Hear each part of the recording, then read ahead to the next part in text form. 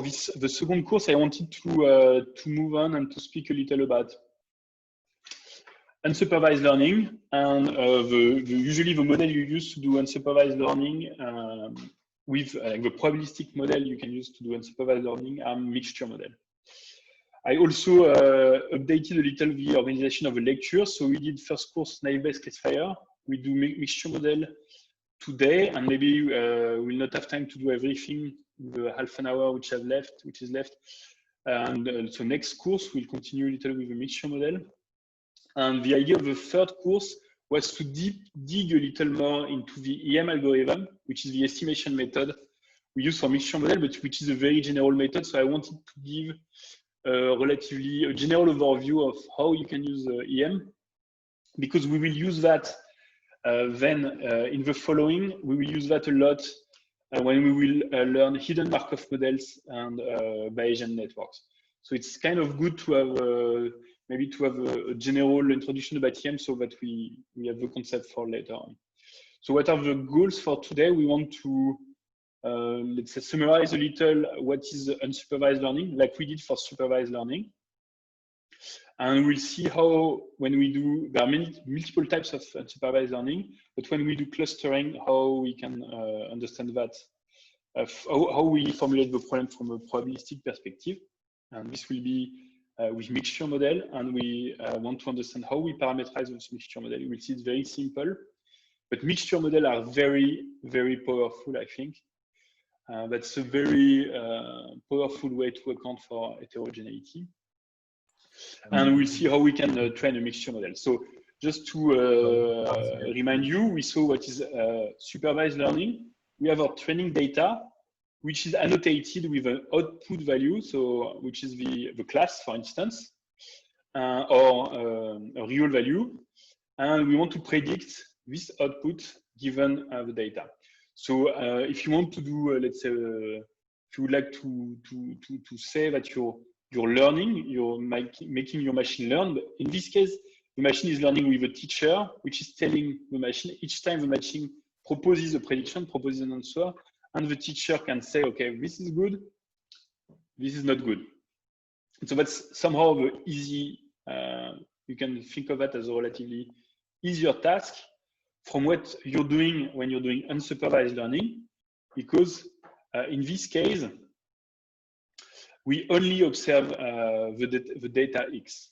Okay, so that was a note for me. I wanted to animate this slide. And so we just have a training data. And we can say that in this case, we are learning without a teacher.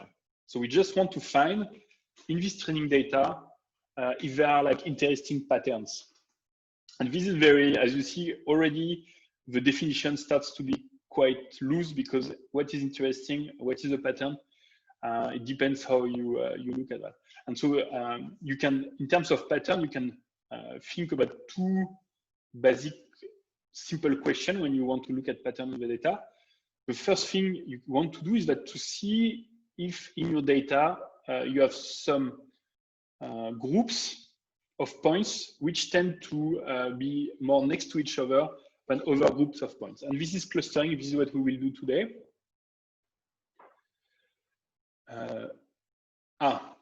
Sorry. Thank you, Julian. So is it okay now?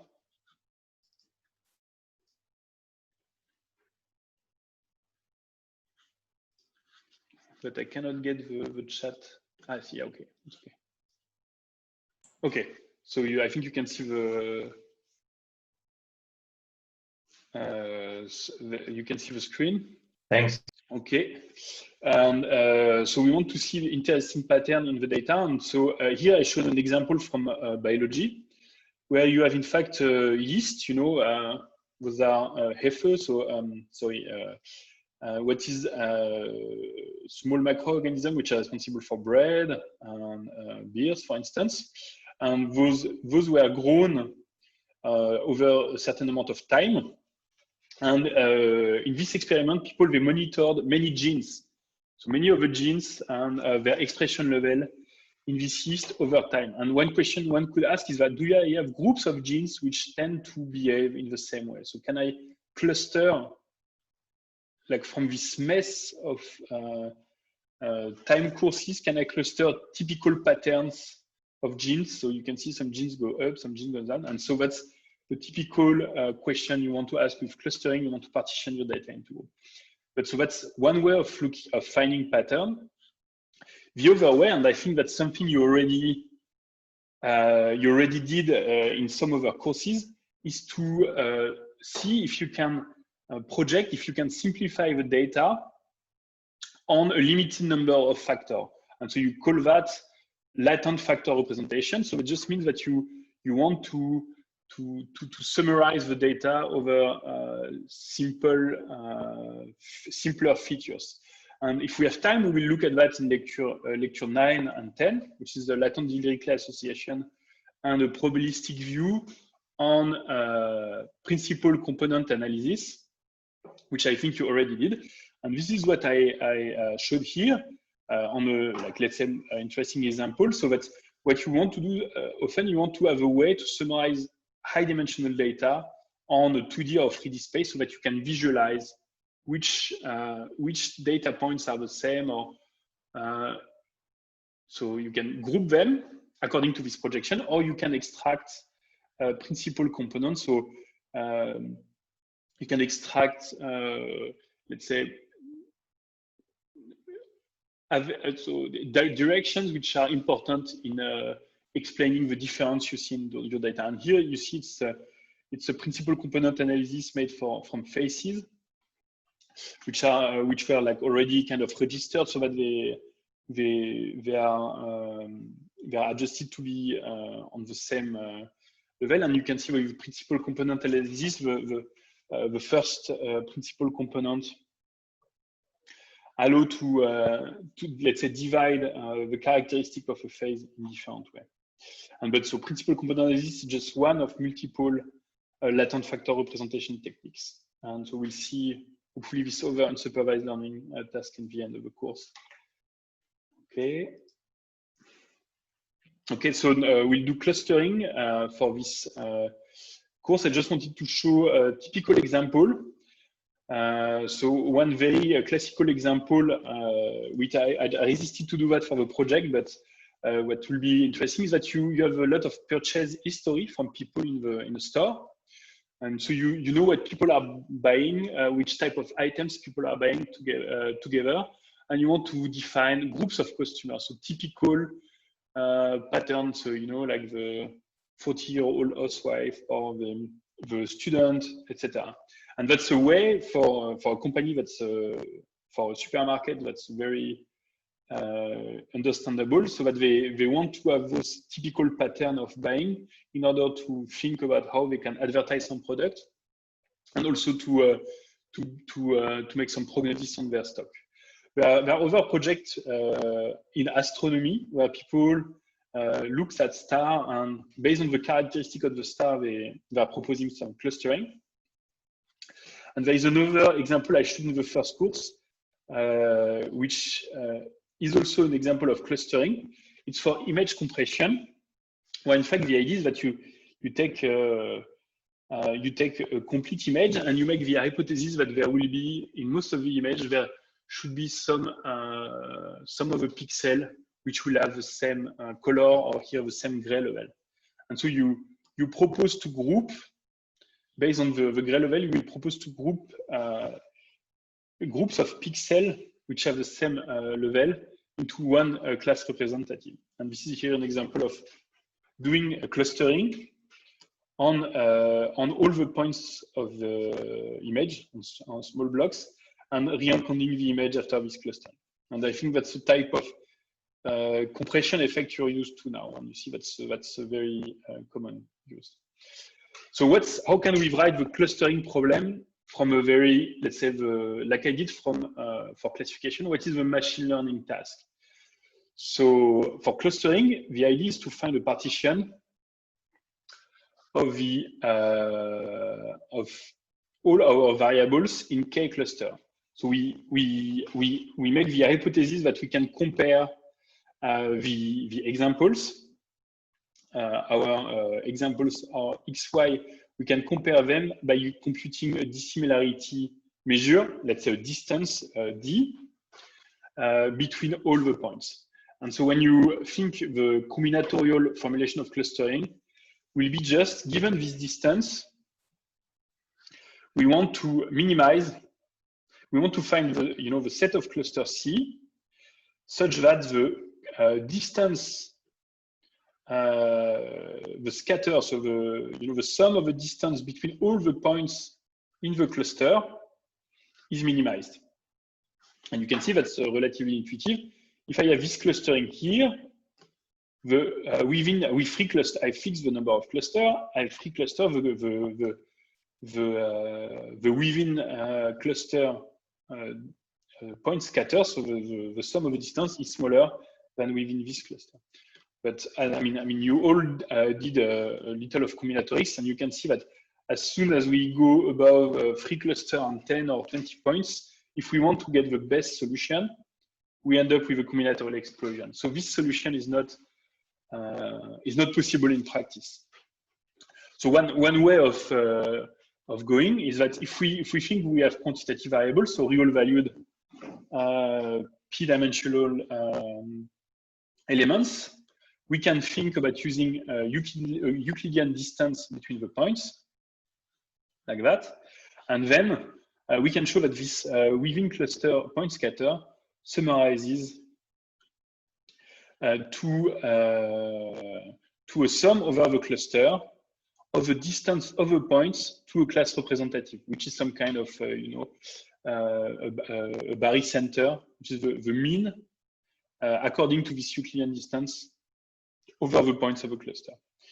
And one way to solve to minimize this value, once we saw that when we use Euclidean distance, we just want to minimize, we want to find class representatives such that the distance of the points in the cluster is minimal to that. One way to solve this problem in an iterative way, we don't solve it exactly, is to use a K-mean algorithm, which is doing a gradient descent. But we'll see shortly, we'll see an example of the K-mean algorithm just in a few slides. So now, so that's the, let's say, the general clustering problem. We want to minimize a distance between the points, which are in the same cluster. We want to find the cluster assignment such that the distance between the points which are in the same cluster, the sum of all those distances minimum. From the probabilistic perspective, let's say it's a more top-down approach to think about that. We will do the same as we did with classification. You remember in classification we hypothesize that the class we want to predict was determining the parameters. So we said I have a distribution which is dependent on the class. Here we do the same, but we don't observe the class. We say there is a hidden class. We call it there is a class. We call the corresponding random variable z, and depending on the class, this will define how my examples are generated. So when we generate value, we first draw the class z with a certain proportion for this class, and then we draw the observation given the class.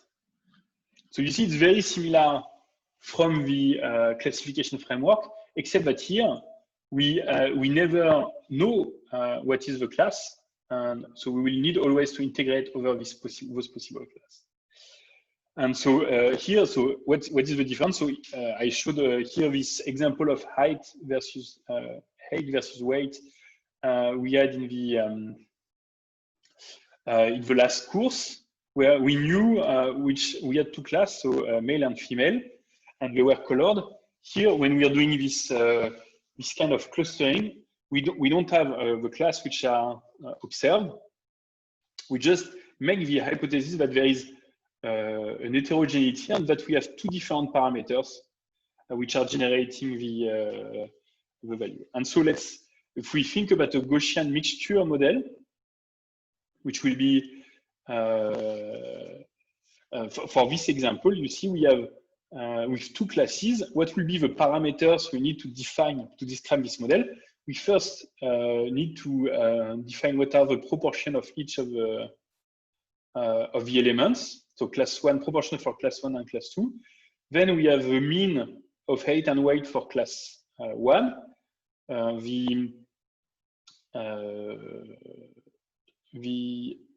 you call that? The standard, the matrix which summarizes the covariance matrix for class 1, and the same for class 2, mean for height and weight, and the covariance matrix. Okay, and so this is what we need to estimate now when we want to estimate a model that will describe, so that will be a way to describe the heterogeneity between the class. Okay, so that's, we saw now how we can parameterize those events. That's relatively easy. Now let's see how we can learn a mixture, or how we can learn a clustering. And so first example, the easiest one, I would say, we'll see a little afterwards how this kind of works from a probabilistic point of view. But the first method which is used to learn mixture is to use the K-means algorithm, which I guess most of you already know. And can you write, Niels and Julian, if you know the yes, Julian, okay, if you know this K-means. So I will just go over that relatively fast. That's very intuitive.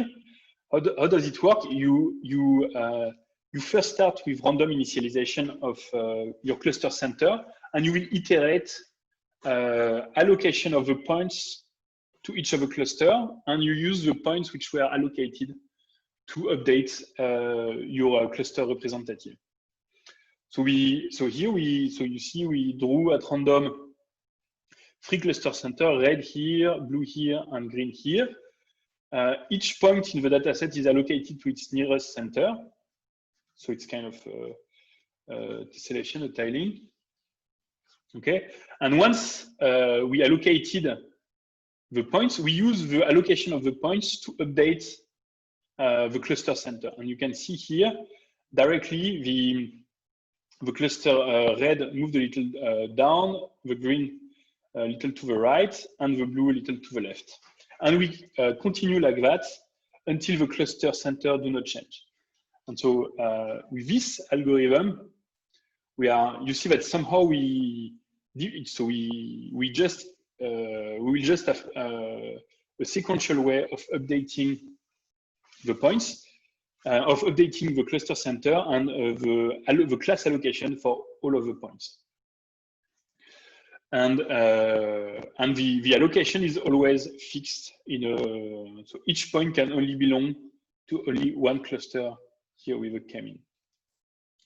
And this is a very this algorithm is assured to stop at some point, and at some point there is no change. Okay, and so if you want to learn a Gaussian mixture model, you can use this cluster assignment you made to learn. You can use this hard assignment to say, okay, now I use all the blue points to learn a Gaussian distribution, all the green points to learn also this over Gaussian distribution, and all the red points to do that. And that you see here in 5 iterations on this. This is simulated data, but this kind of converge relatively fast. Okay, so I think the idea of the K-means is really simple. But you are assured that you will always end up, you will always converge. But depending on your starting point, you can of course get stuck in different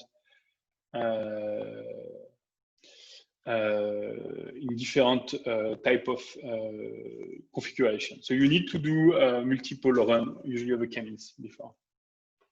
But so that's one of the limitations of the K-means is that you see that the assignment we are making are not taking into account some kind of ambiguity. So we just assign each point to the cluster it corresponds to. And so we would like to use directly the mixture distribution, the parameters, by maximizing the likelihood of the data although we didn't see those hidden variables which are the class assignment. And this is exactly what the EM algorithm is doing. And the EM algorithm is working exactly like the k-means, but let's say in a more soft assignment way, where we will do the same. We will start from a random allocation of the points, and we will do, each time we'll do 2 steps. Given the parameters we learn from our classes, we will compute, we will not allocate the points to the nearest cluster. We'll just compute the probability. We call that Q. Q, for each point I, we compute the probability that this point I is in the class K, okay? Given the parameters we learn at this point and given the value of the data. So each time we have a certain amount of parameters, so we define our cluster centers. So here our Gaussian models. And for each data point, we compute the probability that it will belong to each of the cluster. And then once we compute those responsibilities, so it's like a weighting. So this point I will contribute this amount into the next step when we want to re-estimate the parameters. And we iterate like that multiple times, and we will stop when there is convergence. So just to see how this works fast with our Gaussian mixture model. So here we don't have cluster center, we directly have, you see here Gaussian mixture, which are represented by those circles. Initially, they are supposed to be random. Here, the covariance is supposed to be spherical, so it's very simple. Both directions have the same standard deviation, and the first iteration, we pick mean and standard deviation at random. Then for each point, we can compute the posterior probability that this point belongs to each of the cluster. And this is what's represented here on the right. You see, each point has a little pie chart, which tells us how likely is this point to come from cluster green, blue, or red. And you see here the points which are in the back, they tend to be a little more associated to the cluster in red because the cluster in red is a little on the down. But most of the points, they do not have a clear allocation at this step. Okay, but so we compute this posterior probability, and then we can update the parameter directly of the distribution using we can update so the mean and the standard deviation of distribution using those posterior probability. So this is what is represented here. The value of the mean at the next step, you see, it's the mean over all the points. To be in class K, I take the mean over all the points, but I weight the contribution of this point according to its posterior probability. So that means that here, for each of the class, you see all the points are used, but here, for the red class, those points will contribute a little more to the mean. And we repeat just those 2 steps until the likelihood doesn't change anymore, or the parameter do not change too much. And this is what we see. So we did one run here. At the second iteration, you see it change a little, but not too much. So I did, naturally the EM needs more iteration to converge. And this is what we, so this is why here I will jump a little between iteration. At iteration 5, you see like here, the red Gaussian is, the mean is starting to get nearer to this group of points. And their posterior probability, those Q value are a little more in favor of the red. Here, the Q value are a little more in favor of the green. After 10 iterations, there starts to be already good separation. And many points are now almost surely belonging to class red or here to class green. And we can continue like that. And once we are near to convergence, you can see that to the difference of EM, some points are almost surely, really surely belong to each of the class, but some other points which are at the boundary, they are undecided, and we can quantify how uncertain we are about their class allocation directly. And this is computed directly at the EM step. And here, after 19 iteration, the algorithm converge. And we have, from the E step, we also have directly a score for each of the data points to belong to each of the cluster. And so you can see here, for instance, this point is really has the same posterior probability now that the model is learned to be in the class green or in the class blue. The same for this one. So that's very also very practical thing when we use directly this Gaussian mixture model with the EM algorithm, is that we can directly take out points which are too uncertain. We can decide not to classify them. And so if we just compare the result of the two algorithms, you see that of course there is always the color. You can always interchange the color for the cluster, but the cluster, they look alike. But one of the advantages of K-means is that it converges because of the hard assignment. It's really fast to use because you do usually less iterations, and you have to do less computation at each time because you just need to take the maximum, the best allocation based on the distance. Whereas here, for each of the class, you want to compute a posterior, so you have to do many more operations. Okay, but one of the problems of K-means is that it's meant to work when you have a distance. So you can, if you have a complicated distribution, probability distribution, which is generalizing your data, the K-means will not be an obvious way, an obvious method to analyze, to use. You can show, and that's something you can check in the Murphy, for instance, that the K-means algorithm with a Euclidean distance is a special case of a Gaussian mixture model, EM of a Gaussian mixture model with a hard class allocation. So those two, of course, those two algorithms are linked in the sense that K-means is a special case of EM. And yeah. So just to summarize, the advantages of those mixture models is that we can make very simple, but we can make distributional assumption on how we think the class should influence the parameter, so the way the data is generated.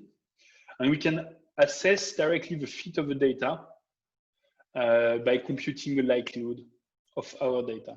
And I didn't mention that yet, but one of the main problem, the main problem you have when you're doing clustering is to know how many clusters you should put on your data, because you have a trade-off between the quality of representation and the number of parameters you're using to describe your data. And to determining the number of clusters is a complicated problem. And when you're computing the likelihood, that at least gives you a way under your distributional assumption to decide which number of clusters you can favor.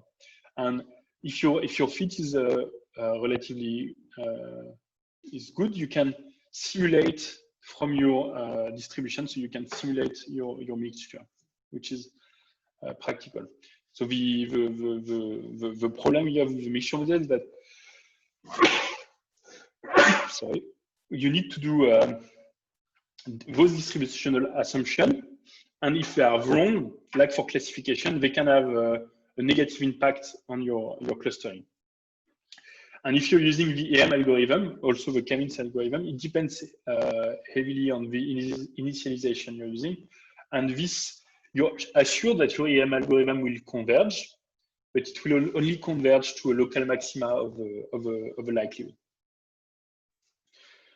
Okay, so we went over that relatively fast, but we saw what will be the general technique to train a mixture model with a K-means algorithm, which is a classics, and like a generalization, which is the EM. Next week, we'll look a little more in detail into the EM algorithm. And just before finishing this lecture, I wanted to present a little the object we will work with in the next project, which are simple models when you want to look at DNA sequences. So here we will work with genome of pathogens, and the idea will be to of the project will be to, given a group of pathogens genome, can we construct cluster of those genome. What is the idea behind that is that you, when you have a transmission event of an infection, the pathogen between in the transmission chain, the pathogen mutates a little, but do not mutate too much. So if you look at directly the genomes of the pathogen from people that were infected, you should be able to retrace. So to have to retrace which people were in contact with which directly from the molecular data, and that's the goal of this project, which is, as you see, it's completely it's complementary, but also independent from the type of data people are usually gathering now. For instance, when you do contact tracing with traditional epidemiological data, where you're trying to reconstruct which person was in contact with whom, etc. Here, you directly use the evidence from the sequence of the pathogen.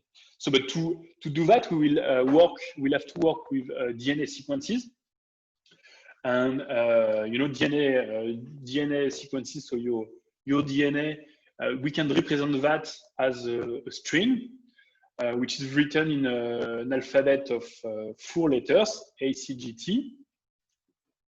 Okay, and like for instance, if you take a virus, the virus of HIV is 10,000 base pair long, so we'll have a string of length 10,000 base pair.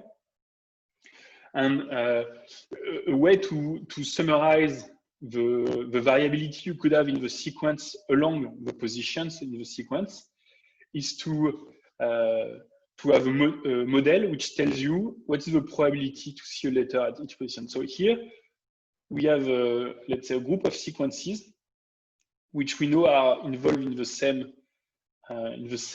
mechanism, which are here sequences which are bound by another protein in order to activate the expression of genes. And if we want to model the properties of these sequences, one way to do that is to say that at each position, I put the sequence in front of each other, so I know they do the same thing, and that the protein which is binding them here is binding always at the same location. And to summarize the properties of this sequence, I will say that at each position, I can have each of the 4-letter ICGT with a certain probability. And I represent each position with a proportion, the probability of having each of the 4 letters. So probability of having a A, a C, a G, or a T. And so, for instance, here, this first position has 1/2, 0, 0, 1/2 for this sequence, etc., etc. Okay, so that's exactly like this Bernoulli distribution we talked about in the beginning of the course, where we had only 2 possible outcomes. Here it's the same, but we have 4 possible outcomes, and it's along the sequence. So we will not directly use this distribution, but we will use what we call here this tendency, you know, those letters proportion per position. Along the sequence, we will use that in the course of the project. And usually we call, just the pen here, we will call this. So here you see the proportion are represented as entropy. We'll call this vector of probabilities of letter along the sequence a profile.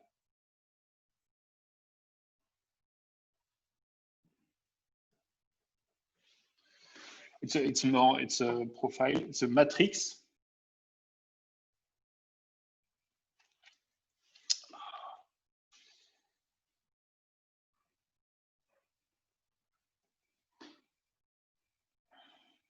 Of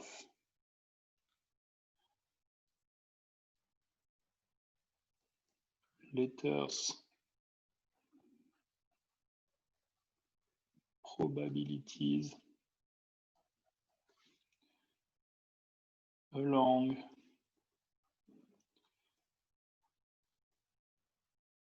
sequence.